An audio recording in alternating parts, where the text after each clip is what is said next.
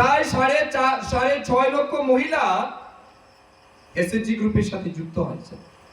শুধু SHG group বানানোই শেষ কথা না, সিপিএম এর 25 বছরে এসএইচজি গ্রুপকে তারা টাকা দিয়েছে এগুলিকে স্ট্রেংথেন করার জন্য 357 কোটি টাকা। কত টাকা? 357 কোটি টাকা দিয়েছে কত বছরে? 25 বছরে অ্যাজ এ রিভলভিং ফান্ড। আর আমার সরকার আসার পরে এই 5 বছরে প্রায় 51,000 এসএইচজি গ্রুপকে কত টাকা আমরা দিয়েছি জানেন? 1082 কোটি টাকা। 1082 কোটি টাকা আমরা দিয়েছি এজ এ রিভলভিং ফান্ড।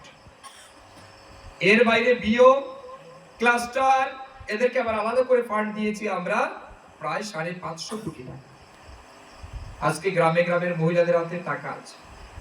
মহিলারা ব্যাংক থেকে লোন নিচ্ছেন, গ্রুপ থেকে লোন নিচ্ছেন, কেউ মাছ ব্যবসা করছেন, কেউ ফার্ম দিচ্ছেন, কেউ বিউটি পার্লার দিচ্ছেন, কেউ টেইলারিং এর কাজ করছেন, কেউ কাপড়ের ব্যবসা করছেন, কেউ কসমেটিক্স এর দোকান দিয়েছেন, কেউ রাবারের ব্যবসা করছেন। বিভিন্ন ভাবে তারা স্বাবলম্বী হচ্ছে।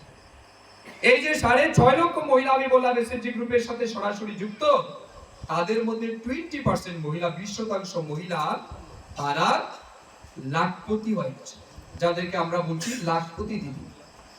লাখপতি দিদি ত্রিপুরার অগ্রগতি, তারা লাখপতি হয়েছে আজকের দিনে। 20% মহিলা।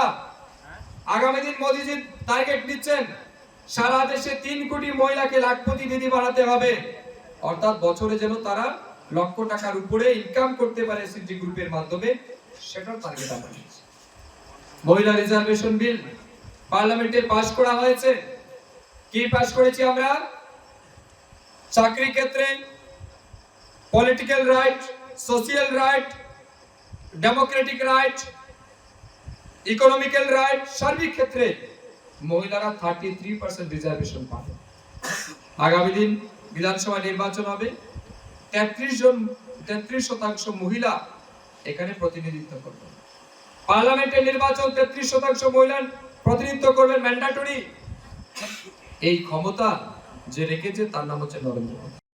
সেই জায়গাতে মোদীজির নেতৃত্বে রেল গেছে, মেঘালয়ে রেল গেছে, মিজোরামে রেল গেছে, মণিপুরে রেল গেছে, নাগাল্যান্ডের সাথে রেল ব্যবস্থা যুক্ত হয়েছে। বিভিন্ন রাজ্যে আগে রেল কানেক্টিভিটি ছিল না, আজ মোদীজির নেতৃত্বে গেছে।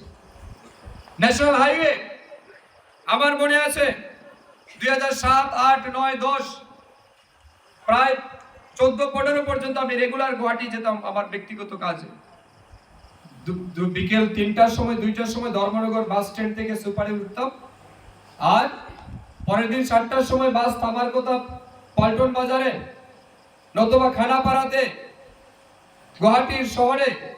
কিন্তু দেখা যায় যেখানে পরের দিন 7টায় আমার পৌঁছার কথা, এর পরের দিন সন্ধ্যা 7টার পরেও পৌঁছাতে পারি না, কারণ ওই সোনাপুরের ল্যান্ডস্লাইড, তারপরে কিছু গেলে কালাইনের রাস্তা বন্ধ, না হলে জাম, না হলে ভাঙা রাস্তা। এই ছিল অবস্থা। আজ শিলং থেকে, গুয়াহাটি থেকে ত্রিপুরা রাস্তা যেখানে 22 ঘন্টা, 23 ঘন্টা, 24 ঘন্টায় ক্রস করতে হতো, আজকে 7 থেকে 8 ঘন্টার মধ্যে ধর্মনগর থেকে গুয়াহাটি পৌঁছে যাওয়া যায়। এমন উন্নত, শুধু ডাবল লেন নয়, 4 লেন রাস্তা তৈরি করার কাজ ভারতীয় জনতা পার্টি সরকার সাথে করেছে। বহুবিধ উন্নয়নমূলক কাজ যেগুলো আমরা কোনোদিন কল্পনা করতে পারি, সেই সমস্ত জিনিস আজ আমরা মোদীজির নেতৃত্বে আমরা পেয়েছি। আপনাদের মনে আছে